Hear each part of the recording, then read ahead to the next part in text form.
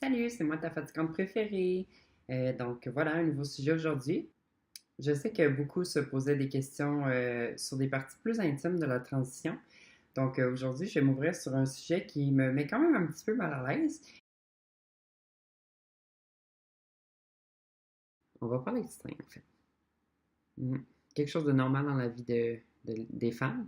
Quelque chose qui est très sexuel pour la plupart des hommes. Mais aujourd'hui, c'est un point de vue transition, en fait. J'ai une surprise pour vous, donc si vous êtes choqué facilement, je vous conseille peut-être de ne pas continuer cette vidéo. Euh, En fait, j'ai choisi une tenue un peu en lien avec le sujet de la vidéo. C'est juste pour banaliser un peu les seins. C'est tellement sexuel, c'est tellement quelque chose que tout le monde doit cacher. Pourtant, c'est juste des seins. Aujourd'hui, en fait, on va suivre ma transition, mais sous catégorie transition de ma mère. Donc, passer de pectoraux à seins, si on veut appeler ça comme ça. Personnellement, moi, dans ma transition, les seins, dans le fond, ça a été un de mes premiers gros complexes. Exemple que tu te regardes dans le miroir après avoir commencé les démarches pour être femme. C'est dur de se débarrasser de son image masculine. Euh, Souvent, on n'a pas de hanches, déjà en partant. C'est la silhouette carrée. Donc, si en plus, il n'y a pas de forme autour du chest, j'ai toujours trouvé pour moi que c'était ce qui me rendait vraiment masculine. Pour avoir de seins jusqu'à la chirurgie plastique, il y a eu certaines étapes. J'ai pris des habitudes au courant, dans le fond, au cours des dernières années pendant ma transition, qui n'ont pas toujours été saines. Donc, pour commencer, quand j'ai changé de linge, dans le fond, passé de linge d'homme à linge de femme, j'ai tout de suite commencé à avoir le besoin d'avoir des formes sous mon linge. Donc, je suis allée, je ne sais pas si vous avez déjà vu ça, ça ne doit pas se vendre seulement au Walmart, je ne sais même pas s'il y a encore ça, mais c'est un petit peu comme des pads en silicone. C'est assez gros. Ça a un peu, dans le fond, la forme d'un sein. Tu as deux vers deux grandeurs. Celle que j'avais achetée, ça donnait environ un sein C. Oui, ça donnait un beau résultat. J'avais vraiment l'impression d'avoir des seins, mais je ne pouvais pas porter de décolleté, bien évidemment, parce que c'était pas des seins. Donc, toutes sortes de décolletés, tu vois les pads sortir de la brassière, donc c'était vraiment pas esthétique. Par contre, je dirais que j'ai à y repenser, c'est quelque chose que, en découvrant d'autres solutions par la suite, je n'aurais pas fait. C'était lourd. C'est sûr que des seins en général, c'est lourd, c'est une habitude à prendre, mais juste d'avoir quelque chose dans la brassière qui n'est pas nécessairement comme dans ton corps, j'avais l'impression que ça faisait encore plus de poids, donc j'avais toujours mal, dans le fond, avec la brassière ici, dans le cou. C'était vraiment inconfortable parce que c'était directement sur la peau. Ça empêchait de respirer, donc j'avais vraiment chaud en dessous des pads, le contact de comme le pad puis la peau. Donc ensuite, j'ai trouvé une deuxième solution, c'est en rentrant dans un Sansa, la Sansa, dans le fond, ici au Québec, un magasin de brassières, que j'ai découvert qu'il y avait des modèles qui étaient vraiment épais, dans le fond, très padés. C'était vraiment confortable. Dans le fond, maintenant, je porte plus ça, bien évidemment. Mais c'est vraiment léger. Dans le fond, c'est seulement un morceau de linge. Fait que t'as vraiment pas tout le poids. T'as pas comme vraiment chaud avec ça.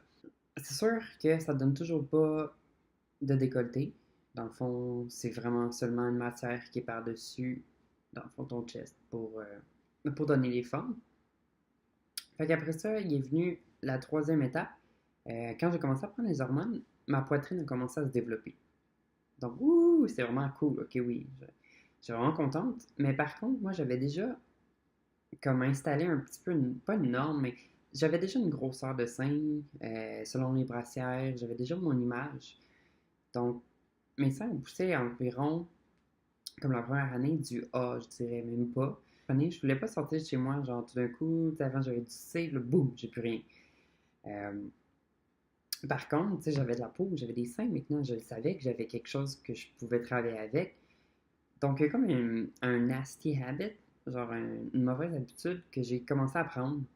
C'est sûr qu'il y a beaucoup de femmes qui connaissent ça, bien évidemment, mais comme un peu double bra, dans le fond, tu mets deux brassières. Mais moi, c'était une brassière padée avec un costume de bain padé. Je sais pas, je me rappelle plus quand j'ai découvert ça, mais ça a resté. Euh, ça allait chercher assez, dans le fond, de peau d'un peu partout. Je pense que j'ai l'impression que mon dos se retrouvait en avant, mais ça me donnait un décolleté. Donc, dès que j'ai trouvé ça, j'étais plus capable de sortir dans le fond de la maison sans faire ça. Mais maintenant, je pouvais porter des camisoles ou du linge qu'on voyait un petit peu plus de peau. Mais ma confiance était partie avec. Je pouvais plus enlever ça. Par contre, c'était vraiment comme néfaste pour mon corps parce que c'était tellement serré que le soir, quand j'enlevais la brassière sur les côtés ici, est-ce que vous connaissez ça un peu? Quand tu enlèves une paire de bas qui était trop serrée, tu as comme le cercle autour de ta jambe qui brûle, là, ça chauffe. Mais c'est un peu ça, mais comme fois 10 mettons. Ça faisait extrêmement mal pendant une demi-heure le soir. Dans le fond, oui, je sais, j'étais folle de faire ça, mais c'est un peu dur de travailler des complexes comme ça. C'est tellement comme psychologique. Pour moi, c'était ma solution.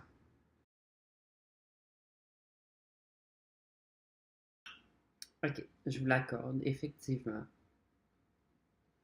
Ma tenue fait peut-être l'inverse un peu du message que j'essaie de faire ici, mais la chirurgie plastique, il y a tellement de pour et de contre. C'est tellement vu différemment par tout le monde. Euh, je suis pas pour, je suis pas contre. Je veux pas encourager la chirurgie plastique. Je veux que, dans le fond, tout le monde devrait aimer son corps comme il est. Mais parfois, tu as des complexes que tu n'es pas capable de passer par-dessus. Ça ne nous affecte pas toutes de la même façon, mais parfois, si c'est la solution, moi je dis go for it. Et dans le fond, il faut vraiment faire la liste des pour, des contre. Exemple que t'es pour la chirurgie, c'est pour impressionner quelqu'un, pour attirer plus de gars. Parce que quand tu sors, tu veux pouvoir mettre du linge plus osé. Je sais pas. Tellement de raisons superficielles, je te dirais que c'est vraiment pas les bonnes raisons. Comme, justement, c'est un acte superficiel. Par contre, si c'est vraiment un complexe, si c'est pour toi-même que tu le fais, c'est ton image dans le miroir, c'est comment tu te sens, c'est quelque chose que tu bats à chaque jour, dans le fond, tu te sens tellement pas de la même façon après. Je l'ai expliqué dans la première partie de mon vidéo, que dans le fond, moi, ça a toujours été mon complexe. Vous avez vu que j'ai fait, dans le fond, des techniques pendant longtemps qui me blessaient. Euh, Moi, ça a été, dans le fond, la solution à tout ça. Maintenant, je me sens vraiment bien. Je suis pas allé, ça paraît peut-être pas en ce moment, mais disons que je suis pas allé à l'extrême non plus. Tu sais, oui, maintenant j'ai des seins, j'ai pas du double D, j'ai pas fait ça, j'ai fait ça vraiment pour moi. Par contre, une autre chose que vous devez considérer, c'est que dès que tu fais la chirurgie plastique pour, dans le fond, une augmentation mammaire, ça devient des objets. Tout simplement, c'est traité justement comme on dit des faux seins. Dans le fond, pour le sujet des seins, c'est comme si tu étais tout d'un coup pas traité de la même façon. Pour vrai, ça devient très désagréable. Je dois vous avouer qu'en fait, je suis pas la personne la mieux placée pour parler de la convalescence. Dans le fond, la douleur, tout ce qu'on ressent tout de suite après la chirurgie. Moi, j'ai fait les deux opérations en même temps, donc la vaginoplastie et l'augmentation mammaire.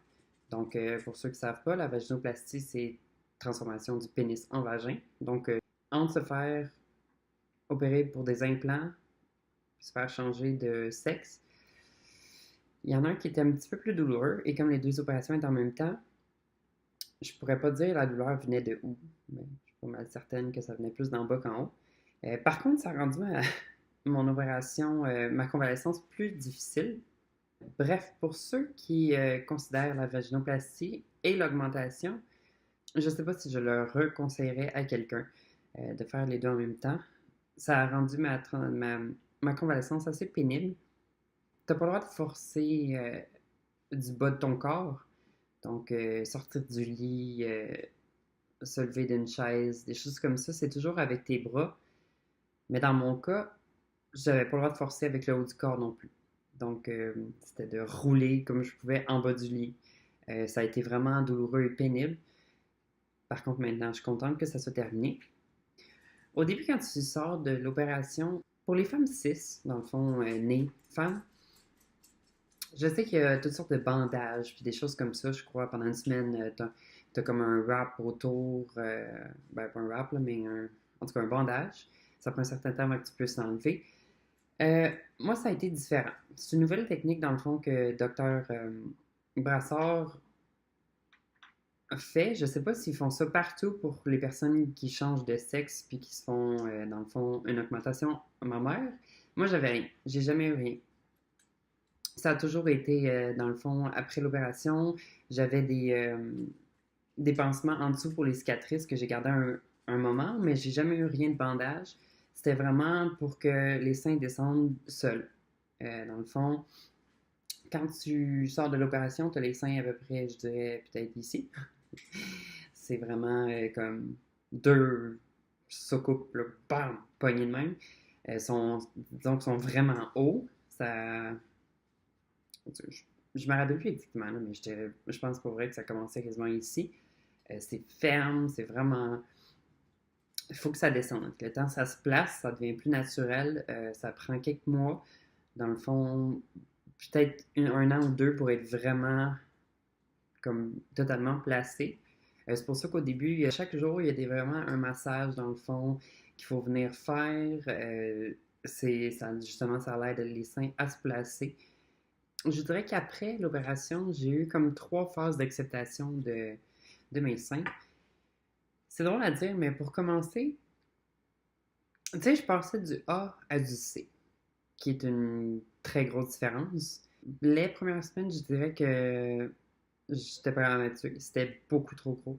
Tu sais, j'ai toujours eu des brassières avec un C-cup size, mais c'était jamais dans ma peau, c'était jamais mes seins à moi, c'était jamais mon corps qui était comme de cette façon-là. Ça m'a fait un choc. C'était beaucoup trop gros, j'avais fait une erreur, c'est superficiel, tout le monde va le savoir. C'est quoi? Tu sais, j'ai capoté pour s'habituer. Mais ça a disparu dans le fond. Je me suis vite habituée. Mais par contre, ça a fait le contraire pendant un an et demi, on dirait. J'ai découvert que c'était un petit peu plus petit que comme l'effet que je donnais avec mes brassières padées avant. Puis on dirait que ça m'a perturbé. Ça m'a pris, je dirais, vraiment un an et demi à m'habituer. Au début, c'était qu'est-ce que j'ai fait? C'est moi qui ai eu le choix. J'ai choisi trop petit. C'était une grosse insécurité. Je sais pas pourquoi. C'était tout le temps trop petit. J'étais pas satisfaite. Je sais pas si plusieurs passent par là, mais ça m'a vraiment pris du temps avant d'être au stade, dans le fond, troisième stade que je dirais que je suis maintenant. Vraiment l'acceptation de mon corps. J'aime beaucoup maintenant mes seins. La grosseur est parfaite. Ça fait naturel. En même temps, j'en ai. Tu sais, j'ai plus rien à me plaindre. C'était vraiment quelque chose dans ma tête. Je pense qu'il y a sûrement une phase d'adaptation que tout le monde gère d'une façon différente. Moi, ça m'a affecté quand même assez intensément. Je vous dirais que 2 ans après avoir eu l'opération en tant que telle, je suis vraiment bien dans mon corps maintenant. J'ai plus les craintes que j'avais au début, autant si on parlait de la grosseur, mais je vous dirais qu'aussi au début, c'était de se coucher dans un lit. Euh, j'ai l'impression que tu te couches sur le ventre, tu as l'impression que tu vas te réveiller, ils vont exploser. Quelqu'un te serre trop fort dans ses bras, tu reçois un impact, tu as un coup, tu te cognes. Il y a tellement de choses qui font qu'au début, je capotais, j'avais l'impression que c'était fragile, j'avais tout le temps l'impression, boum, je vais perdre un sein, c'est n'importe quoi. Ça se place, c'est relativement solide, j'ai déjà reçu un coup de poing dans les seins, je ne compterai pas pourquoi, mais c'est ça. Dans le fond, c'est simplement pour dire que oui, ça peut arriver. Il y a du monde qui ont vraiment un bris de l'implant.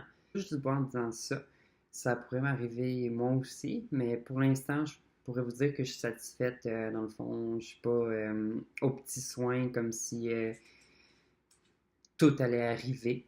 Puis à date, j'ai pas eu de problème. C'est les cicatrices, moi, les 2 cicatrices sont en dessous.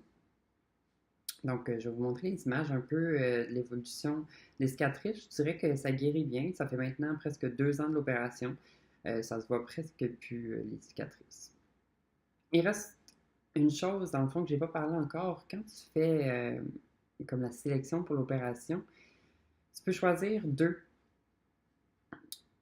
Moi, j'avais pas le choix de l'emplacement des cicatrices, mais par contre, ce que je vais dire, c'est l'implant en tant que tel. Tu as l'eau saline ou tu as le silicone. Personnellement, ce que j'ai décidé de prendre, c'est l'eau saline. Je sais que le silicone a des effets un peu plus positifs dans le sens. Il m'expliquait qu'en vieillissant, comme maintenant, mes seins sont vraiment fermes. Mais en vieillissant un peu, c'est quand tu te penches, ça fait comme. Tu vois un peu ces côtés des plis, justement, de comme l'implant, ou certaines choses comme ça. Par contre, un bris d'un implant, c'est que le silicone va pénétrer ton corps tranquillement. C'est pas du jour au lendemain, c'est pas pouf, tout d'un coup, il en manque un, t'as un sein plat, puis t'as encore l'autre correct. Ça peut juste, comme tranquillement, s'écouler. Donc, ça prend du temps avant de réaliser que l'implant a percé. Moi, dans le temps où je suis allée, on m'a dit qu'on ne savait pas vraiment c'était quoi les effets sur le corps encore de infiltration comme ça du produit. Donc, je suis allée avec la solution saline. Donc, si ça pète, parce que c'est quand même un implant qui est en dessous de mon sein, si ça brise, je vais le savoir immédiatement. Hein, puis l'eau va seulement comme se répandre dans mon corps. Donc, c'est pas. Il n'y a pas de gros dommages. Donc, parlez-moi de vos expériences si vous avez eu cette chirurgie-là. Qu'est-ce que vous pensez de vos seins? Qu'est-ce que vous pensez des seins en général? J'aimerais ça que ça soit juste pas des commentaires trop sexuels, s'il vous plaît. C'est vraiment comme dans le but de se sentir bien dans son corps et non des rapports sexuels. Euh, Partagez-moi vos questions et vos expériences. Merci. Avec ce problème-là, de la façon que je pouvais.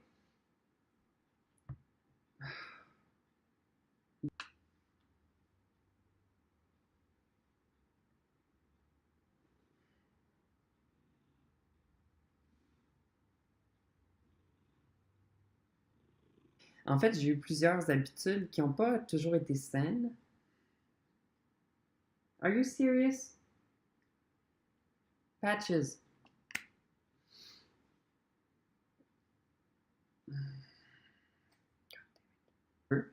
J'ai pas de. Stop! Boots.